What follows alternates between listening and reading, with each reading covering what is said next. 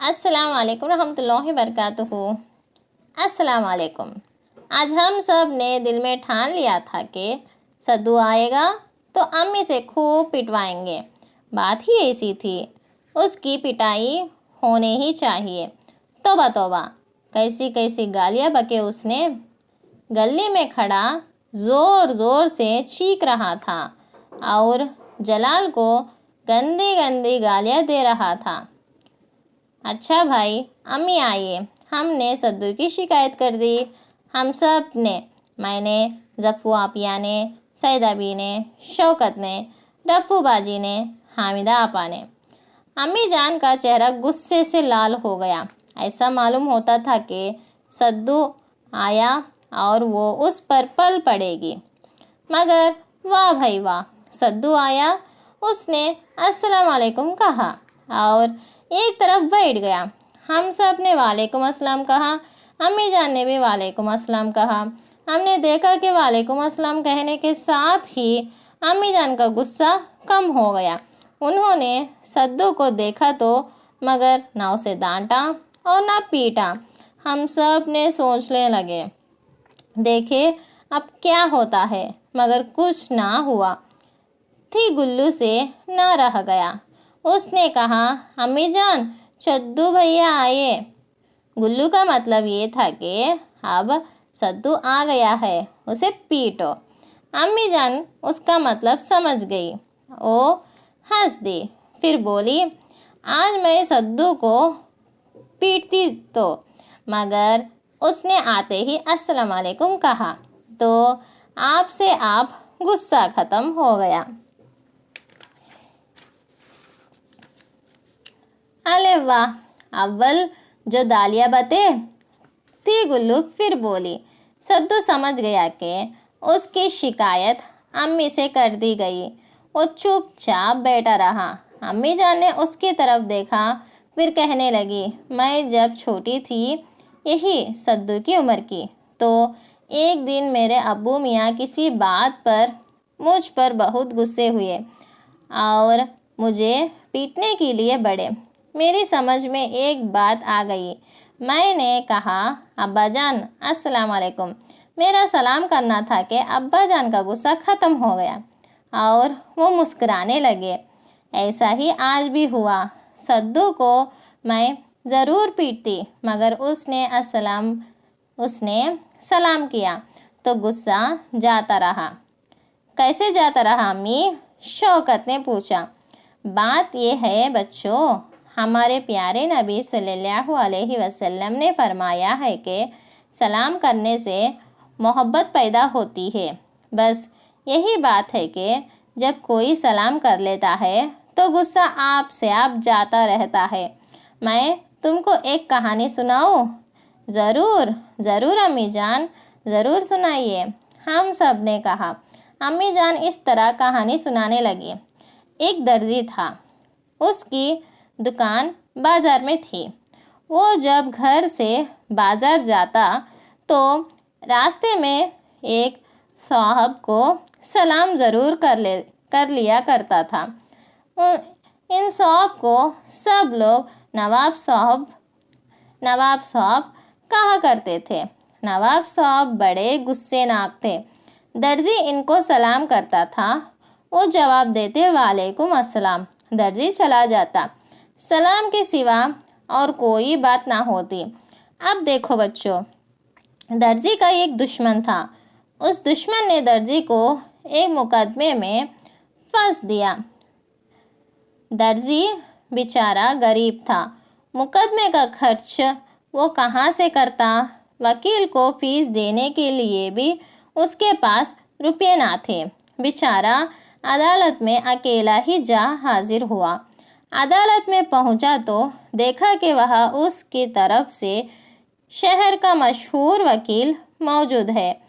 اس وکیل نے درزی کا مقدمہ لڑا۔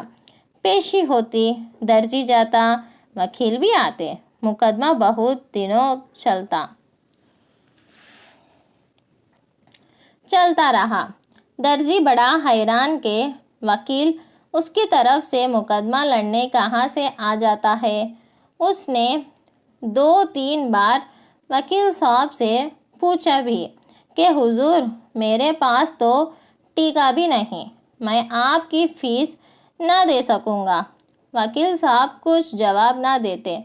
आखिरकार वकील साहब ने मुकदमा जीत लिया। दर्जी बरी हो गया। वकील साहब अपने घर चले गए। अरे वाह, हम सब ने कहानी सुनकर कहा, बड़ा अच्छा था वकील। फिर हमने अम्मी जान से पूछा, क्या कहानी ख़त्म हो गई? अम्मी जान ने कहा, नहीं, कहानी की मज़ेदारी तो अब सुनो। दर्जी बरी हो गया तो बड़ा खुश हुआ। उसने घर आकर कुछ बर्तन बेचे और खुशी में अपने यार दोस्तों की दावत की। सब लोग बैठे खाना खा रहे थे। इतने में नवाब साहब, वकील साहब और नवाब साहब के मनीम जी आ गए। दर्जी घबरा गया। नवाब साहब इनके साथ बुलाए नहीं गए थे, फिर भी वो आ गए। सबके साथ टाट पर बैठ गए। दर्जी से बोले, भाई तुमने हमको बुलाया नहीं, लेकिन फिर भी हम आ गए, बुरा तो ना माने? नहीं हुजूर, दर्जी कहने लगा, हमको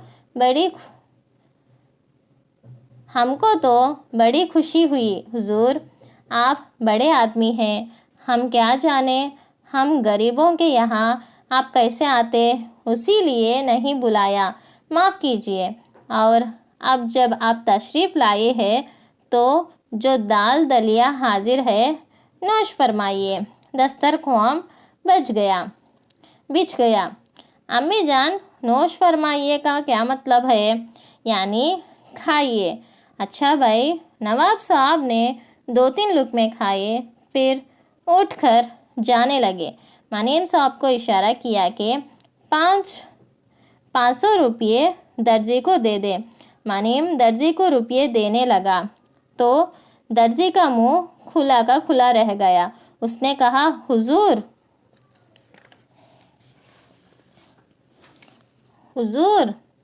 नवाब साहब बीच में बोल उठे, मियाँ ये रुपये तुमको लेने होंगे, वरना मेरा गुस्सा तुम जानते हो। दर्जी ने डर के मारे रुपये ले लिए। पूछने लगा कि हुजूर इतना बता दे कि आखिर आपने इतनी मेहरबानी क्यों की? नवाब साहब बोले, भाई उससे ज़्यादा तुम मुझे रोज़ देते हो। हाय, मैं हुजूर को? दर्जी हक्का बक्का रह गया। हाँ भाई, तुम मुझे रोज़ सलाम करते हो, कहते हो अस्सलाम वालेकुम। अस्सलाम वालेकुम की तो बहुत बड़ी कीमत है मियाँ। जानते हो अस्सलाम वालेकुम के क्या मानी है? अस्सलाम वालेकुम का मतलब है कि तुम पर अल्लाह की सलामती हो, इस दुनिया में भी और उस दुनिया में भी। जब उस दुनिया में अल्लाह सब से इनके कामों का हिसाब लेगा तो भाई तुम मुझको रोज़ कितनी कीमती दुआ देते हो। फिर ये कि तुम जो मुझे रोज़ ये दुआ देते हो तो मुझे तुमसे मोहब्बत हो गई है। उसी मोहब्बत के मारे मैं तुम्हारी खुशी में शरीक होने तुम्हारे घर आ गया। बड़ी मेहरबानी हुजूर आपकी, अल्लाह आपको इसका अच्छा बदला दे। फिर नवाब साहब चले गए। मनीम ने दर्जी से कहा कि ये जो वकील साहब है ना, उनको नवाब साहब ही ने 1000 फीस देकर तुम्हारी तरफ से मुकदमा लड़ने भेजा था। ये सब तुम्हारे सलाम की बरकत है। अम्मी जान ये कहानी ख़त्म करके कहने लगी, तो देखा तुमने बच्चों, सलाम में कितनी बरकत है। आज सद्दू ने सलाम किया तो मेरा गुस्सा जाता रहा।